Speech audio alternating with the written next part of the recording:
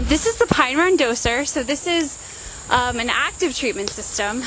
We use both active and passive treatment systems when treating acid mine drainage. A passive system would be something like a wetland or a limestone leach bed where mine water is flowing through. Like a limestone leach bed is just a big pond with limestone gravel in it where the water would flow through there.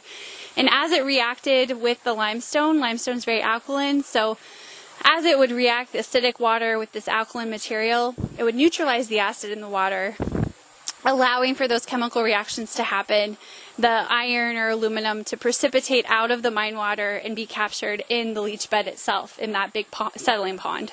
So it kind of acts as the treatment and the settling pond and metal retention all in one step. Active treatment's a little different.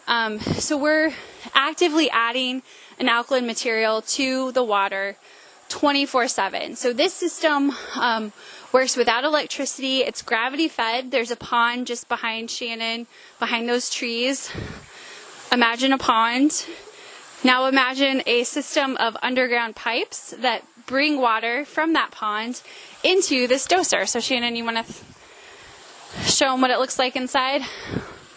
So the water comes in the big standpipe that Shannon is in front of, and then it goes into this bucket. So there's two types of dosers that we utilize in Southeast Ohio. This is a tipping bucket, which is exactly as the name says. The bucket fills up on one side.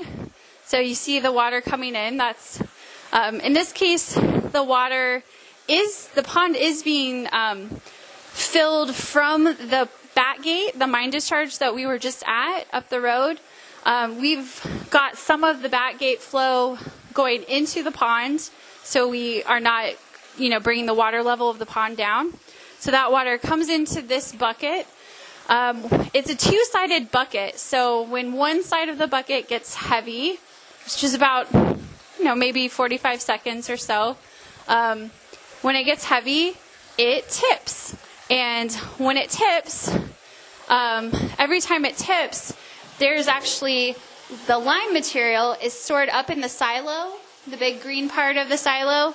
And every time that tips, it hits what we call the T-bar, which is in the middle, like the middle of this green housing. Every time it tips, the bucket hits that, which allows for some of the lime material to actually fall out. So it's getting close. It's going to go here in a minute. So watch this blue, the blue chute. The material, you might want to get up here so you can actually watch it come out from this angle. You can probably get so there you go. And you see that material come down. So that happens about every, 40, 45 seconds, whatever we have it set at. Ooh, that was loud. You can see that now it's just filling the other side of the bucket. So, it's a very simple system.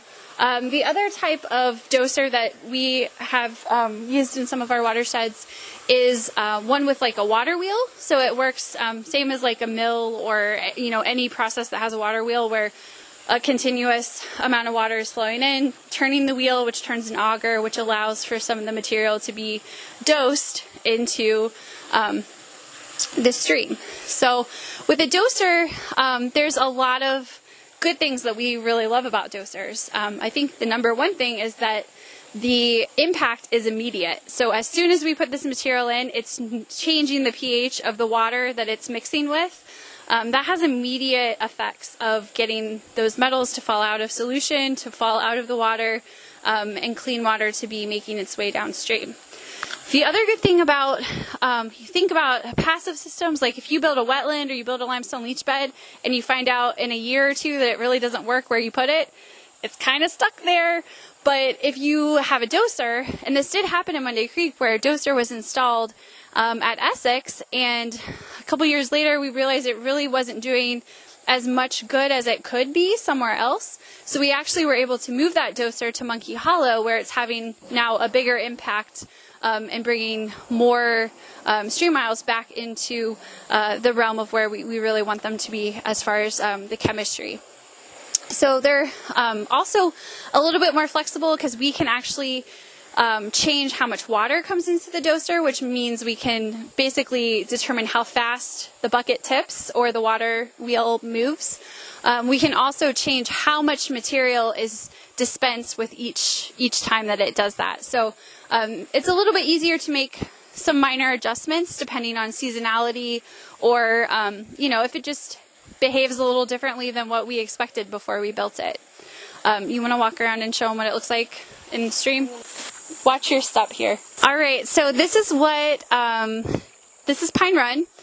We're just behind the doser, so the doser is directly behind Shannon. Yep, there's the doser. So once that water comes into the doser and we saw the material tip and mix with that, it goes, it drains in the middle underneath that bucket, in the middle of the doser, and then comes out a pipe that's just over here. You may not be able to see that, guys, but the pipe is right there where she's aiming the camera, and it comes directly into the stream. So you can see all of this white material.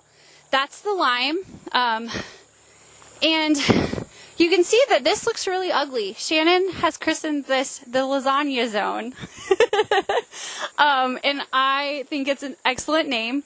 I know a lot of times when I have people out here in person, you can't see the stream from the doser. So I've just spent all this time telling you how great this treatment system is and how downstream we have that site, remember, that went from 0 species of fish to 17 native species in just a couple years after treatment.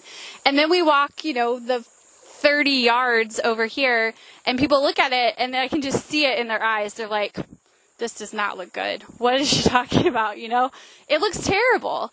And this is just the reality of treating acid mine drainage, is that the metals have to go somewhere. So when we were looking at this system, our goal was never to restore Pine Run or to get all of the metals and all of the acidity out of Pine Run.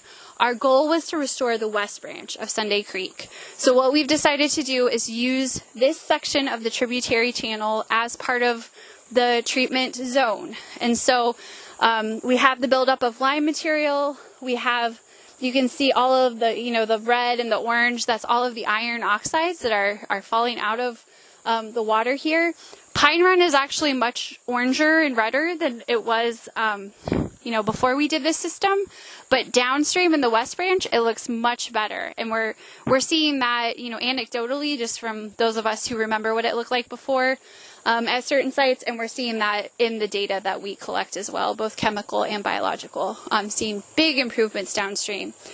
So again, I've heard some people call it a sacrifice zone, but my thought is that you can't sacrifice something that started out dead.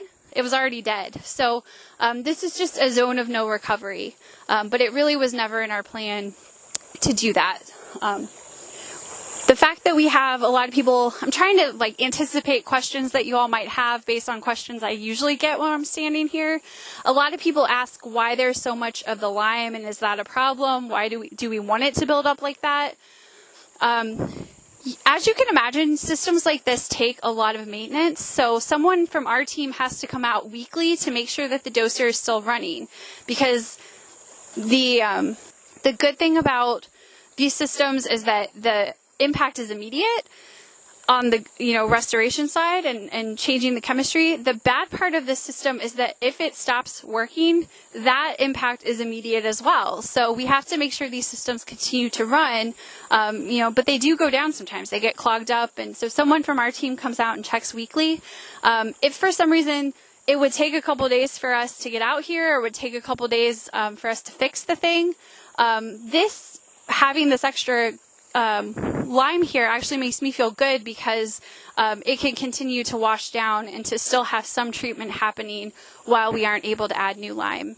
And it generally, after a big flood, it'll get washed downstream as well. So it's not a problem to have that much building up here.